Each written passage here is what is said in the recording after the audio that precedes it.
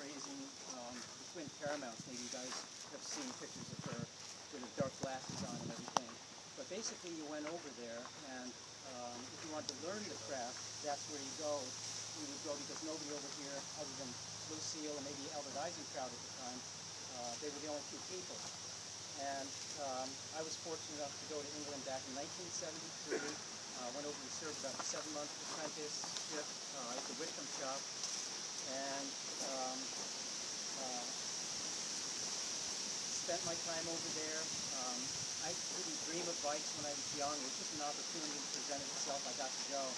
I come back from England. My parents picked me up at Boston Airport, Logan, and I've got my bags, and walk over to the car, and I go to put the bags in the back of the car. Dad opens the trunk, and the whole back of the car has jerry cans in it filled with gasoline. Well, it was the oil embargo, the 1973 oil embargo. He wasn't sure whether he could get gasoline enough to get us all the way home. So during that period, people would go running out thinking the bicycle is what we have to have. We'll supplement car driving and whatnot with that. This bike, this is a 1973, Maurice, would you hold this? I just bought that a few weeks ago over in Rhode Island. The shop called me and they said it's really nice. It's a rally competition, 1973 oil embargo bike.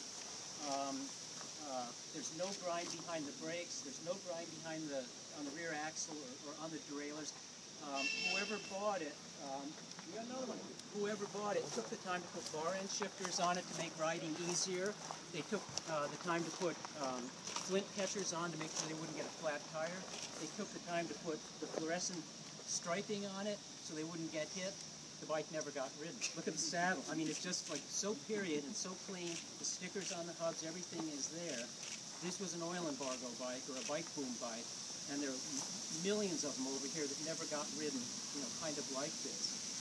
So we came back over here and started building frames at Whitcomb, USA. We were going to import bikes, and things sort of fell apart. Next thing you know, Richard Sachs and I, we weren't supposed to be builders here. We were going to kind of just keep an eye on the racing team, do repairs and that sort of thing. We started building. Lots of guys were building frames at that point. Ben Surratt had gone to England, a bunch of other builders. And then back in the 80s, you know, it started dying down, but initially we went there to learn. We brought it back here.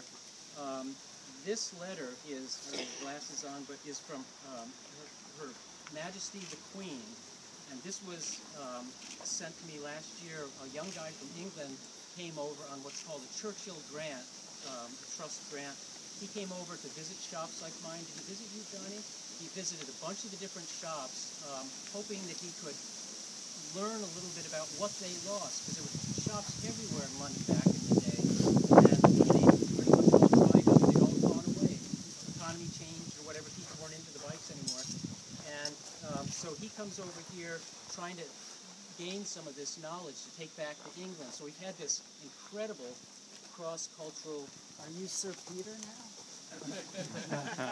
Indirectly. So, I mean, I just found that fascinating. I continued to build racing bikes, and I got heavily involved in mountain bikes back in the, and this isn't about me, it's just the things that I've seen. Heavily involved in mountain bikes back in the early 80s. I went out to Crested View, rode with all the luminaries out there, the Joe Breezes, the Scott Nichols, the Tom Ritchies, you go down through the list, they were all there. We'd have these festivals at Crested View. And the Japanese were very interested in the mountain bikes that we were doing. Sonny Kawai, who was the son of the owner of Sun Tour, used to come to all the events. He would photograph things, he would meet people, he would talk to the builders and say, what do you think we need to do, what do we need?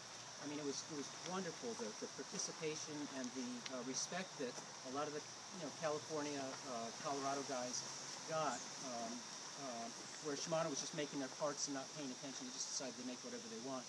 But Sun Tour was really trying to zero in. One of the things that Sonny showed us in one of the sponsored events that they did out there was quite a long video of mountain biking in Japan. They'd taken the sport up all of a sudden, adopted it as their own.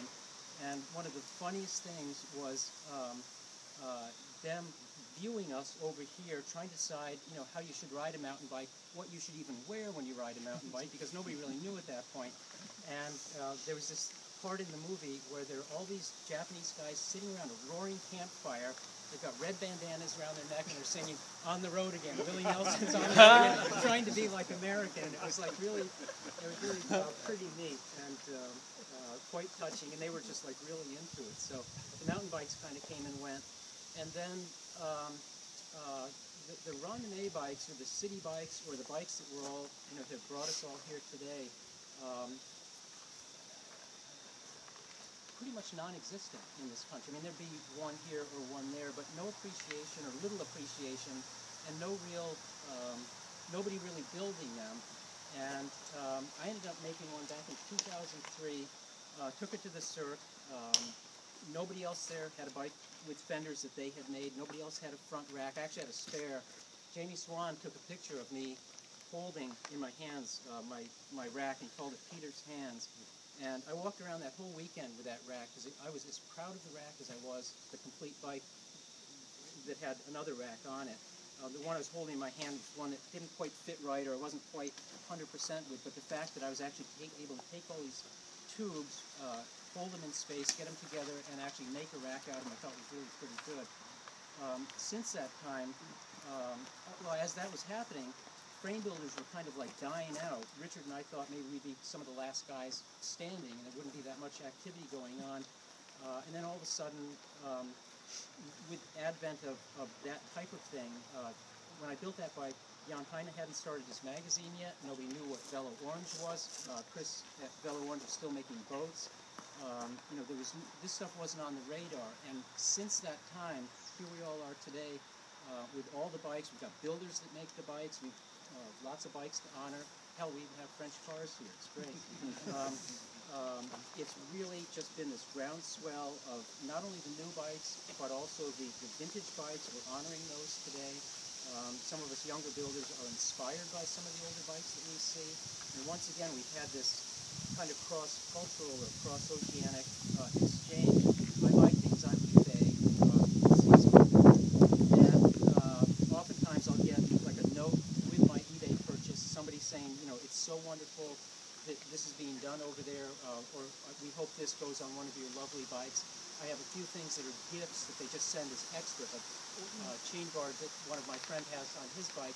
When I bought that on eBay quite some time ago, they sent an extra one, a different one, just saying, we hope you like this one too, we want you to have it. And they lament the fact that they lost what we have over here now. I mean, they can still do it. To us, it's new and exciting, the style of bike. To them, these are the grandfather's bikes, and most of the people that are building over there right now may not have this totally right. My sense is they're building downhill bikes, mountain bikes, something that's new and fresh and exciting to them. This is what's new and fresh and exciting to us. We've had this exchange again, and you people are all part of it. You guys that have the fabulous vintage bikes here, the ones that are buying from the builders that are here, Johnny and Brian and Hubert, and respecting the work that they do. It's all pretty neat. It's all happened kind of quickly, and it's a spot in time, and you guys are all part of it, not because you're here, but because of you just kind of come here to show and share what you have. But to be part of it, I think it's pretty special in this whole timeline of the bike. So that's it. Thank you again for coming. To ride